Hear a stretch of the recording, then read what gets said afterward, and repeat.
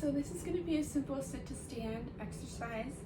So what you need is 3 balls, 3 toys, letters, numbers, anything your child really likes. And you're going to put them on a table in front of them.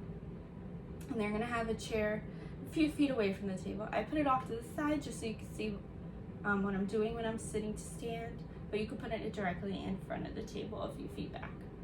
Before we start, I just want to go over kind of what happens when you do a sit to stand,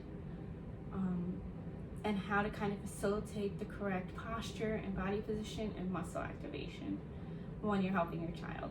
So what you want to do is you want to make sure they're sitting in the chair correctly, their feet on the floor. They're not sitting too far back in the chair, they're sitting towards the middle of the chair. The further back they're sitting in the chair, the harder it is for them to get the correct position when they're going to stand. So what you want to do, so the first thing that happens when you do a sit to stand is you have to lean forward. It's going to be a lot harder if you're trying to stand from it with your trunk in an upright position, but when you hinge at your hips and come forward, it's going to be a lot easier. And that's the first thing that happens when you go to sit to stand automatically. So a lot of times your child will try to kind of flex their trunk instead of just flexing their hips. So if they do that, you just want to kind of give them a cue here to keep their chest up. Tell them eyes forward. Generally, wherever the eyes or head goes, the rest of the body's going to follow. So the next thing that happens is what you want to do is you're going to hinge at your hips, keeping your back straight, and that's when the weight shift starts to come onto your feet. You get more of a weight shift onto your feet. You want to make sure they have an even weight on both feet as they're going to stand and throughout the stand.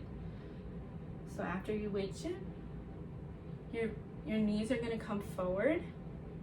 Your thigh muscles and glute muscles are going to engage, and you're going to push up, still leaning forward at the hips, and then you're going to extend up. Same thing when you go down, you want to make sure they're not bringing their knees forward. The knees stay behind the toes as they come to sit, and when you go to sit, your trunk stays straight up. Okay? We're going to do it again. Forward, weight shift. Knees are going to come forward a little bit, but not too much that they're passing your toes. You're going to activate the thigh muscles and the glute muscles, and you're going to stand up, still leaning forward. Extend, extend, extend. Going down, you're still going to shift, you're going to hinge a little bit at your hips, and your back is still going to stay straight. Coming down, down, down, down. Okay, so since we went all over that, that's what you're looking for as your child is going to sit to stand. If they're bringing their knees too far forward, you can put something in front of them to kind of block their knees from coming too far forward.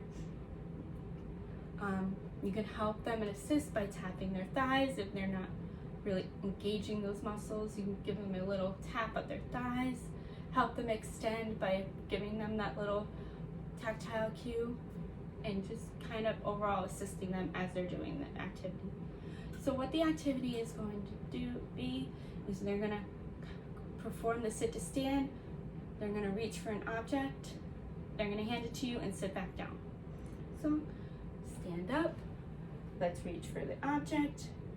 We're going to reach for it, hand it to mom or dad or whoever is working with you, and then we're going to sit back down. Try again. Come stand up. Let's get the next one. Let's hand it to them.